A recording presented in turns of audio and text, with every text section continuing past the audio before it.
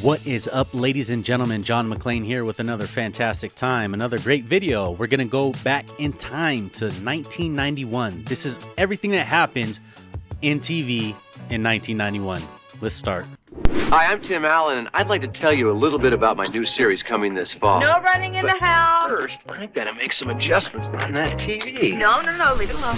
By 1991, the novelty of the new decade had mostly worn off. People had settled into the 1990s and were looking to see what was on TV. And what a year it would be. You guys remember those TVs? They were huge. Jerry Springer and Montel Williams debuted their... Those shows right there, those were classic. And I think they just got really fake, right? Anyone else agree? They just got really fake, so I stopped watching them. But in the beginning, there was some, I don't know, maybe it was fake. Maybe I just didn't realize it, but it was pretty good. Talk shows on the same day. Michael Jackson premiered his latest music video live on 4 networks. And Red Fox would finally face the big one while filming an episode of his sitcom, The Royal Family. And don't even get us started on Hammerman. Hammerman! You remember Hammer? We're going to take you through all of the television shows, news, and events of 1991. Because this is Timeline. Let's get Darkwing Duck. You guys remember Darkwing Duck? I used to watch Darkwing Duck. And get ready to catch Laura Palmer's killer with the help of Darkwing Duck, because this one is all about 1991. But before we get started, be sure to subscribe to the Weird History channel and let us know in the comments below about your favorite TV memories from 1991. I was 9 years old in 1991. Now, are you ready to find out what everyone was watching on TV while the Soviet Union was collapsing? I wasn't just hacking around. I didn't know you could play the guitar like that. ABC's TGIF was a block of interconnected sitcoms that included shows like Full House, Family Matters, and Perfect Strangers. Perfect Strangers, all these were just straight great quality. I don't know. I thought it was quality. Of course, I was young, so when we're young, you know. But compared to stuff these days, I think it still holds up. While Family Matters was a spin-off of Perfect Strangers, the TGIF universe really began on January 25th when Family Matters' Steve Urkel I forgot about that. It was a spin-off of Perfect Strangers. Showed up on Full House to help. Yeah, he was a security guard or something like that, right? Or the police officer in the building, right? I may be wrong. I don't know. Let me know in the comments below. Stephanie cope with her new glasses. And always remember, hold your head up high. Otherwise, those suckers will slide right off your nose. After that, Urkel popped up and I thought it was the coolest thing when they mixed other shows into another show. Yeah, you get it, I hope. Okay. at least 4 other ABC sitcoms, and the TGIF universe was off and running. On February 7th, the hit series LA Law aired its famous Lesbian Kiss episode, He's a Crowd. The same-sex smooch, which was the first of its kind on network television, was considered controversial at the time, and a handful of advertisers pulled their commercials. It was a big deal, a big deal. It was hard for one of the actresses. It was hard all the way around. But that was nothing new for the show, which was famous for breaking taboos. I like men. So do I. You're, Flexible? 2 days later, SNL went live from New That's a good way. We'll call it flexible now. York with a brand new cast member, Adam Sandler. Sandler had joined the series as a writer in 1990 and made his first on-camera appearance on December 8th of that year. Nothing. I'm trying to sell tile, master. But the February 9th, 1991 episode was his first as an official member of the cast. On March 4th, Los Angeles station KTLA first broadcast a brief, grainy home. Rodney, man, remember this when this happened and now more riots are happening? Home video of a group of LAPD officers viciously beating an African-American man named Rodney King. Dramatic videotape obtained by Channel 5 News shows what appears to be a group of LAPD officers beating a suspect. This disturbing video sparked outrage across the country, and the subsequent acquittal of the officers involved would lead directly to the LA riots in 1992. What are you doing today? Watching all the stupid fools burning up everything. All the stupid fools. LA Law. That is a bright young man. Made headlines again on March 21st when the show gave the villainous Rosalind Shays the shaft. Literally. Up Objection! Shays, played by Diana Muldaur, was the show's primary antagonist and was so despised by viewers that producers finally decided to off the character by having her fall down an elevator shaft mid-conversation. Rosalind's shocking and How crazy is that? undeniably silly demise I've never became seen one of the series' I've never seen that, so most infamous moments. Verschwunden war sie. Splat. A few days later, Clarissa Explains It All debuted I remember Clarissa. I can't even say it. Clarissa Explains It All. on Remember that? Nickelodeon. The series that was a starred good one. Melissa Joan Hart as Clarissa Darling, a teenager with a habit of breaking the fourth wall to explain her thoughts to the audience, a la Ferris Bueller. Just one question. Do I know Mom well enough to know how to make her think that she knows me? It's like the first TikTok or something, Me? right? That's what she was doing. It's equally popular with girls and boys, upending some beliefs that boys wouldn't watch shows with a female lead. Clarissa Explains It All, every Sunday at 6:30, 5:30 Central. On Nickelodeon. In 1989, I watched Time some of Life it. launched the Comedy Channel, the first cable channel devoted exclusively to comedy programming. The Comedy Channel. You laugh until you stop. Comedy is our middle name. And Channel, your last name, then, right? Yeah. A year later, Viacom launched Ha, a competitor that showed mostly sitcoms and sketch comedy shows. But it turns out the world didn't really need both. So on April 1st, 1991, the two merged into a single channel called CTV, the Comedy Network, which they would rebrand just 2 months later as Comedy Central. I did not know all this. In 1989, journalist Katie Couric joined the cast of The Today Show as a political correspondent. And when co-anchor Deborah Norville went on maternity leave in February 1991, Couric stepped in as her temporary replacement. Only Norville, who wasn't terribly popular with audiences, never returned to her post after giving birth. And so, on April 5th, Couric became permanent co-anchor. From NBC News, this is Today. Isn't it weird, like how life happens that way sometimes? And if you're patient and lucky, or I don't know, I'm not a philosopher. Well, you know what? Good for her. With Bryant Gumbel, Catherine Couric. A position she'd keep until 2006. How did it sound? Sounded good, but I still can't decide whether I'm Catherine or Katie. Action star and alleged martial artist. Are those red flags or what? Two personalities. What? Steven Seagal was invited to host Saturday Night Live on April 20th in what would become one of the show's most infamous episodes. There's a lot more to Steven Seagal than the martial arts. Seagal's wooden acting. Phelan was one of the best movies ever made, and I kick any you could say that didn't make their kind of money. Refusal to poke fun at himself. It's a tattoo. Yeah. And hostility towards the cast resulted in 2 hours of uniquely terrible sketches and Seagal's lifetime ban from the show. The following Friday, ABC broadcast. Oh, dinosaurs. I like that one. This one I really enjoyed. I watched like every episode. I'm pretty sure. Well, I tried. The premiere of the show, Dinosaurs, co-produced by Henson Studios. They have like little lessons and stuff at the end. The show was cool. a sitcom about a family of anthropomorphic dinosaurs. Remember his son took steroids and then he started getting his back started getting bigger, or I forgot exactly. The animatronics used to create the characters made it the most expensive sitcom of its day. Baby, brand new, just out. Gotta love me. Come on. On May 3rd, Dallas is...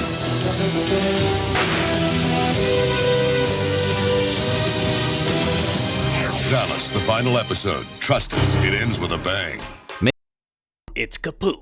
May 3rd brought the final episode of the iconic nighttime soap opera Dallas. The series, which was famous for Larry Hagnan's portrayal of J.R. Ewing, had debuted way back in 1978 and titillated audiences with gimmicky mysteries like Who Shot J.R. and an entire season that was revealed to be a dream. It would be survived by its spin-off Knots Landing and followed up with a handful of Dallas TV movies and a short-lived reboot in 2012. 3 weeks later, Johnny Carson, the iconic Mr. Carson's in the building.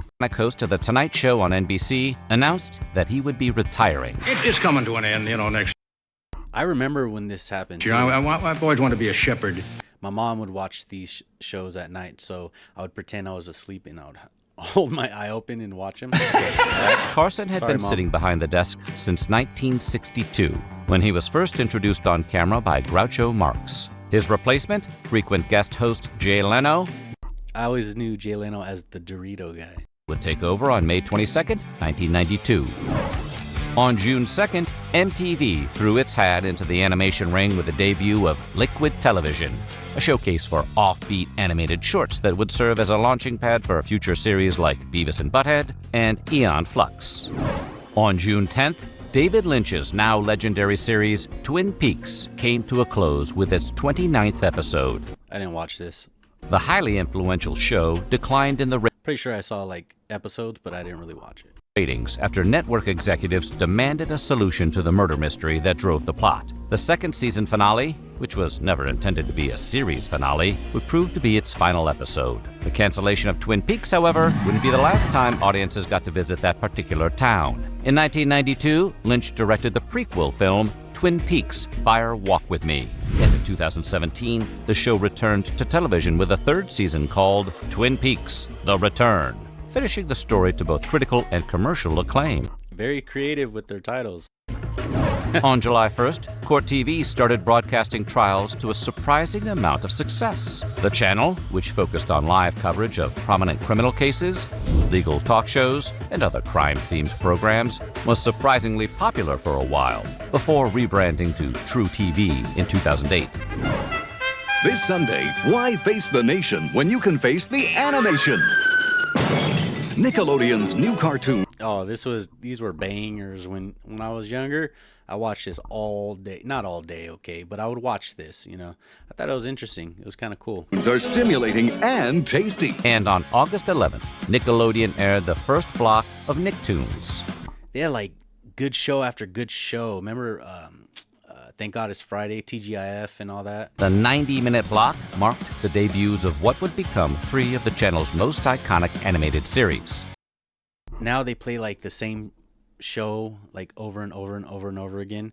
But like these ones had great show after great show. Now it's just like one great show. I don't know. Kids are attempting to build time I hope you guys get what I'm talking about, okay? machines so they can race through the week and go straight to Sunday, where they'll find Doug, Rugrats, and Ren and Stimpy. By the way, thank you to my one fan. Wait. Oh, I have many more now? Ah, there's my one fan. The incredible success of those initial Just 3 messing would around. encourage the company to continue the block, which would eventually serve as a launchpad for future hits like SpongeBob SquarePants. Then, on September 17th, ABC aired the series premiere of Home Now, this was a show. Improvement. Based on the stand-up comedy See, of these Tim are all Allen, good the shows. show followed They're all good shows. What do you think? Did you watch any of them? All of them? None of them? They have replays now.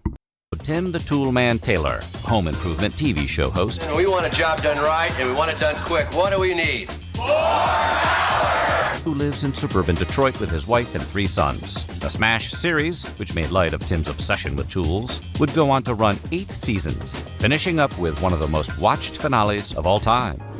2 days later, on September 19th, The Simpsons aired the episode Stark Raving Dad, in which Homer befriends a man who believes he's Michael Jackson. This is what I remember watching this one for the first time. Michael Jackson looks like. You look like a big fat mental patient. However, a few highly observant viewers noticed the character's voice was suspiciously similar to the real King of Pop. The training wheels come off your bike. You start to notice boys you like. You're just putting that in because it's commercial. As it turns out, it was Jackson, working under the pseudonym John J. Smith, for legal reasons. I did not know that. That's pretty cool. Back in the day, That's sad. He couldn't use his own name for legal reasons. Wow. it wasn't unusual for a sitcom that was running out of steam to add a new character who was usually a cute little kid. This was the worst day of my life. And that's what the Alan Thicke sitcom Growing Pains did on September 25th. This is a good show. When the Seaver family took in Luke, an orphaned teen played by Leonardo DiCaprio. She wants me to invite you over to her dream house for tea. Well, I never turned down an invitation from a beautiful woman. Despite being played by the future superstar, Luke wouldn't help ratings much, and the season would prove to be the show's last. If you happen to be watching MTV's Alternative Music Showcase 120 Minutes on September 29th, then you saw rock and roll history being made. I can't even talk. I did see this. I did see his history being made. I can't talk. Nirvana. But music was really good. The music was good. The TV was good.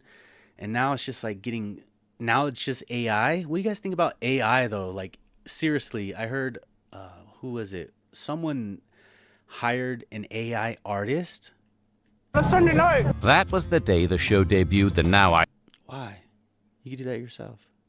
iconic music video for Nirvana's Smells Like Teen Spirit. The video, which depicts the band performing the song at a high school pep rally, turned the group into superstars, and the album Nevermind into one of the best-selling albums of all time. I had that album. People want to know, where in the world is Carmen Sandiego? Carmen Sandiego is a tricky one to track down, but on September 30th, you could find Where in the World is Carmen Sandiego debuting on PBS. The children's quiz show, based on the computer game series, was hosted by Greg Lee. And remember that game? I remember that game.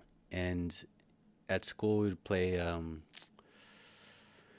Oregon Trail and stuff. I think that's what it was called. Yeah. Featured special appearances by actress Lynn Thigpen playing the Chief, as well as the musical group Rockapella. Where in the world is Carmen Sandiego? On October 13th, Season 3 of In Living Color. In Living Color was, tops all of these, I believe. And I forgot what happened to it. But it was a good show. Debuted with a few new faces. Great show. Including future. Started off a lot of people's careers, I believe. Oscar winner Jamie Foxx and future icon Jennifer Lopez, who became one of the show's Fly Girl dancers. Yep, I remember her as a Fly Girl. Had a little crush on her. Lopez would stick around for 2 seasons, and Fox would stay on until the series ended in Season 5. Mirror, mirror on the wall. Finally, Star Trek creator Gene Roddenberry departed for the final frontier on October 24th, shortly after the 5th season premiere of Star Trek The Next Generation. Star Trek remained. I thought it was so cool when I found out that, I forgot his name, Butterfly in the Sky, Reading Rainbow. He was an iconic science fiction franchise. He was in this show. Okay. With several films and spin-offs that are still airing to this day. Fittingly, some of Roddenberry's ashes were sent into space on the shuttle Columbia. So what do you think? Ladies and gentlemen, that's it for today. I hope you enjoyed today's episode. I hope to see you back next time. If you haven't, please like, subscribe, and share. Or not. Just have a good day. Okay, bye.